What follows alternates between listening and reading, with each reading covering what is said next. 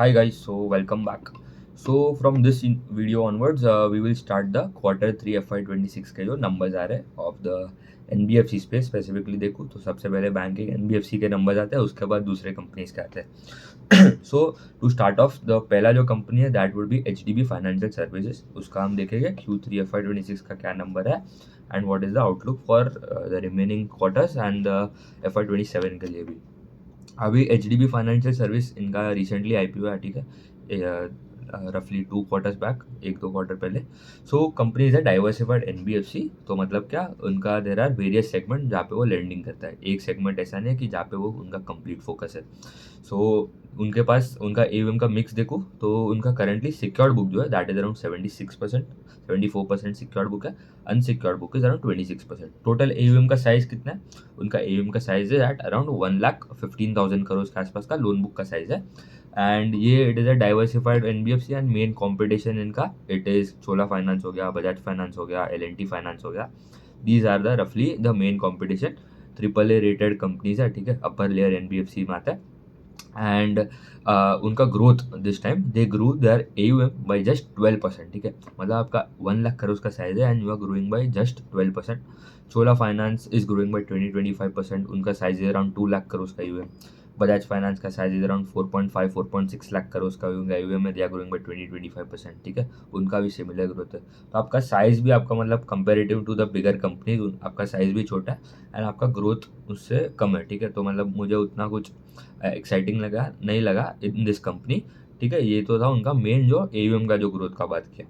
उसके बाद इनके जो 3 सेगमेंट है they classify they are books into. एक हो गया उनका एंटरप्राइज लेंडिंग करके एक सेगमेंट है, एक कंज्यूमर फाइनेंसिंग वाला एक सेगमेंट है एंड एसेट फाइनेंस, ठीक है.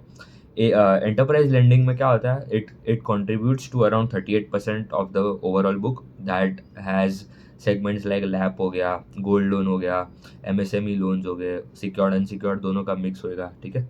बिजनेस लोन्स हो गए, SME MSME loans, that is आपका 38%. The other 38% is coming from your asset finance. Asset finance में आपका commercial vehicle, construction equipment loans होते हैं, ठीक है, अगेंस्ट उनके CVCE लोन्स जो बोलते हैं. तो that is also around 38%. And the remaining जो 24% है दैट इज आपका कंज्यूमर लोन्स, जहाँ पे आपका कंज्यूमर ड्यूरेबल लोन हो गया, पर्सनल लोन हो गए, ऑटो लोन्स, 2 व्हीलर लोन्स, ये सब जो आता है दैट इज आपका remaining 24% of the overall book. And यहाँ पे उनका नेट इंटरेस्ट इनकम में ग्रोथ आया था 19%, पॉप में ग्रोथ है अराउंड 23% एंड पैट में ग्रोथ आया 36%. बिकॉज उनका क्रेडिट कॉस्ट थोड़ा कम हुआ था on quarter and quarter basis, इसलिए आपको दिख रहा है कि पैट में 36% 37% के आसपास का ग्रोथ है. तो AUM में खाली ग्रोथ है 12%, ठीक है. नेट इंटरेस्ट इनकम में भी 18-19% के आसपास ग्रोथ है. But because of the decline in the credit cost उनका जो आपका जो पैट आता है वहाँ पे उनको ऑपरेटिंग लेवरेज थोड़ा अच्छा खासा मिल गया. क्रेडिट कॉस्ट अगर उनका देखो तो last quarter it was annualized it was around 2.7%. This time it came down to 2.5%.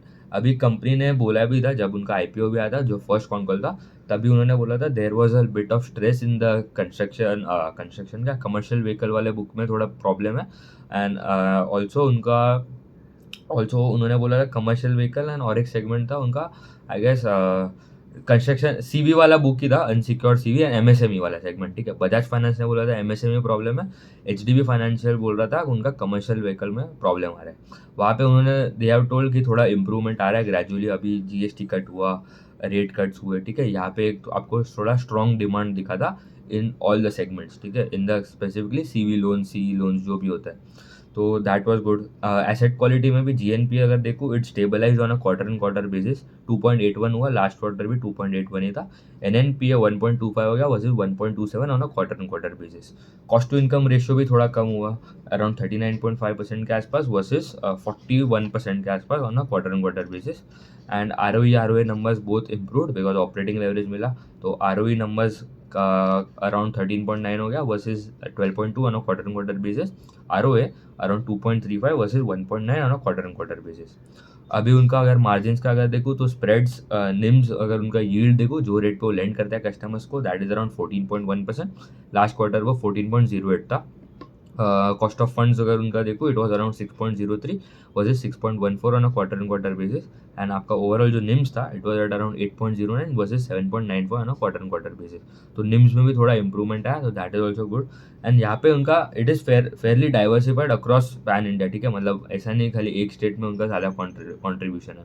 तो उनका तमिलनाडु अराउंड सबसे हाईएस्ट जो कॉन्ट्रीब्यूशन है, it is in UP 13%, Tamil Nadu around 12%, ठीक है। ये जो स्टेट्स में डबल डिजिट कॉन्ट्रीब्यूशन है ऑफ द ओवरऑल एयू, तो फेयरली डाइवर्सिफाइड। फिर महाराष्ट्र में 9% है, राजस्थान इज अराउंड 8%, गुजरात 7% है, मध्य प्रदेश अराउंड 6-5%। एंड यहाँ पे भी इन्होंने भी एज एट अभी जो गोल्ड वाले जो गोल्ड फाइनेंसिंग जो कंपनीज है, ठीक है, वहाँ पे there is a strong uptick in the demand because of the gold के जो प्राइसेस बढ़ गए, तो loan to value has come down drastically and demand for the gold loan वाले जो सेगमेंट्स है वहाँ पे the demand is very robust. And also अभी इनका भी देखो गोल्ड लोन, इन्होंने भी बोला उनके कॉन कॉल में कि गोल्ड लोन वाला जो बिजनेस है that grow 17.8% on a quarter and quarter basis, ठीक है, वाई नहीं बोल रहा हूँ, 17.8% quarter and quarter basis is a very huge growth, ठीक है, उनका बेस भी छोटा होगा but it is a significant growth in the gold loan वाले सेगमेंट में भी।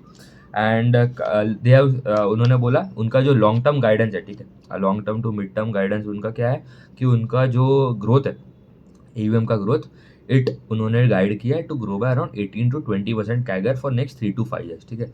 तो मुझे ये गाइडेंस भी मतलब उतना मुझे कुछ एक्साइटिंग नहीं लगा compare to their competitors like Chola finance and Bajaj finance. दोनों का size Bajaj and Chola, H D B के अगर कंपेयर करूँ तो Chola is almost double, more than double, and Bajaj finance is more than 4 times, ठीक है, इनका साइज कंपेयर करूँ तो 3.5-4 टाइम्स के आसपास। सो दोनों का guidance is much better at a higher base, at a higher size, at a higher scale, at a higher branch rate, branch के अगर टर्म्स में देखूँ, ठीक है।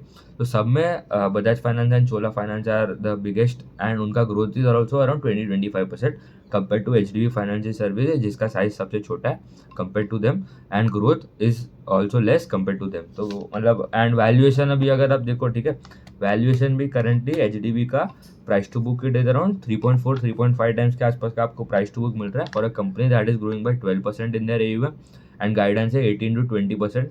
मतलब there are much better companies जो मतलब आप मिड साइज एनबीएफसी में भी जाओ, ठीक है। ऑफकोर्स बजाज एंड चोला का वैल्यूएशन आपको लगेगा बहुत एक्सपेंसिव है बिकॉज वो consistently they are growing 20-25% and ये एक साल नहीं लास्ट 10 साल से ग्रो कर रहे हैं, ठीक है। तो मैनेजमेंट क्वालिटी भी थोड़ा बेटर है। ऑफकोर्स एच डी बी का भी H D F C bank is the parent group, तो वहाँ पे भी मतलब स्ट्रॉन्ग पेरेंट है, तो मतलब वहाँ पे कोई ऐसा कोई प्रॉब्लम नहीं है, बट ग्रोथ मुझे थोड़ा कम लगा compare to their competitors like Chola and Bajaj. L N T finance से भी कंपेयर करो, उनका भी अगर सिमिलर ही साइज है 1 लाख करोड़ के आसपास, they are also growing at around 21-25%। उनका गाइडेंस भी रहता है 20-25% के आसपास। एल एन टी फाइनेंस का बात करो, उनको भी बहुत प्रॉब्लम होता है माइक्रो फाइनेंस सेगमेंट में एंड उनका भी I guess today only the result, तो वो भी हम देख लेंगे आगे जैसे सभी सबका नंबर्स आते हैं।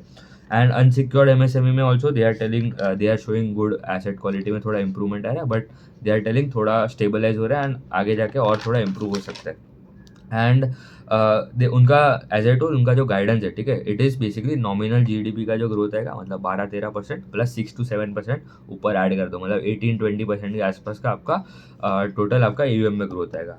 एंड ऑल्सो निम्स का गाइडेंस क्या है उनका करंटली जो 8.09% के आसपास जो है उनका गाइडेंस है 7.9 to 8%, ठीक है, तो वो भी मतलब अपर बैंड में ही है।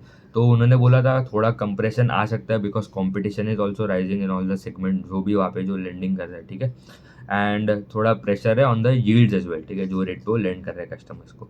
क्रेडिट कॉस्ट जो अराउंड अभी 2.5 है, it can come down around 10-20 basis point, उन्होंने वो भी बोला, तो it can fall down to around 2.3 times हो सकता है in the coming few quarters, वो देखना पड़ेगा execution. By the way if you want to understand ये सब टर्म्स अगर आपको समझ नहीं आ रहे, ROE DuPont analysis, operating leverage, AUM, disbursements क्या होता है क्या नहीं, ठीक है। डिसबर्समेंट्स का भी अगर आपको अगर देखो तो इनका डिसबर्समेंट में भी ग्रोथ कुछ ना खास नहीं था, ठीक है। डिसबर्समेंट में खाली इनका ग्रोथ है 10% ऑन अ वाई बेसिस, तो company struggling in terms of disbursements as well, तो ये एक प्रॉब्लम है for H D B financial services. And हाँ also if you want to learn all these things, ठीक है, पूरा लेंडिंग सेक्टर अगर आपको समझना है from beginner to advance level, income statement कैसे देखना है, बैलेंस शीट कैसे देखना है, कैश फ्लोज तो हमने देखते हैं एनबीएफसी, वैल्यूएशन कैसे करना है, पीयर टू पीयर एनालिसिस कैसे करना है, कॉन कॉल्स पीपीटीज कैसे देखना है, रीड करना है, चेकलिस्ट क्या होता है, क्या मेन मेट्रिक्स है वाइल एनालाइजिंग, तो ये सब जो है I have covered in my course the lending playbook करके, द लिंक जो है उसका डिस्क्रिप्शन में दे दिया, ठीक है। अभी एच डी बी का तो अभी नंबर्स हमने देख लिया, मतलब उतना कुछ खास नहीं था, ठीक है। Numbers are decent, operating level ये टाइम अच्छा खासा मिल गया एंड उनका मतलब मुझे उतना ग्रोथ बेटर नहीं, स्लो लग रहा है compare to their competitors like bigger parent group like Bajaj group हो गया, Chola group, Chola finance, Bajaj finance. इनके कंपेयर में they are growing at a little slower rate given the size and scale. ठीक है, तो मतलब दोनों में they are smaller but then too they are struggling for growth. तो ठीक है, इतना ही रखते हैं। नेक्स्ट वीडियो में अभी जैसे जैसे सबके अभी एनबीएफसी स्पेस में नंबर आते हैं will cover them as well. तो ठीक है, थैंक यू।